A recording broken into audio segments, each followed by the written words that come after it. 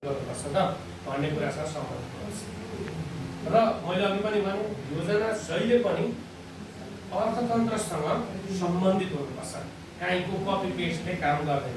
वास्तविक जनताका समस्या के हो, हैन, निड के हो, आवश्यकता के हो, उनीहरूको आवाज के हो, त्यो कुरालाई मध्यनजर गरिन्छ।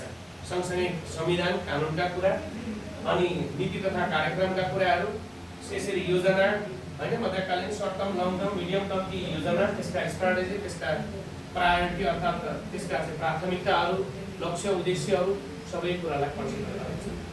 अर्को कुरा के छ त भन्दाखेरि आर्थिक कार्यविधि ऐन भन्ने छ। सो बजेट तर्जुमा दिग्दर्शन पनि हेर्नु पर्यो। त्यहाँ दिग्दर्शनमा भएका कुरा के छन्, गाइडलाइनमा भएका कुरा, हैन, अरू कानुन व्यवस्था के छन् भन्ने कुरा पनि त कन्सिडर गर्नु पर्यो। बजेट बनाउने कुरा, सिलिङ, फिस्कल डिसिप्लिन, हैन, जस्तो नेपालमा MTEF मध्यकालीन खर्च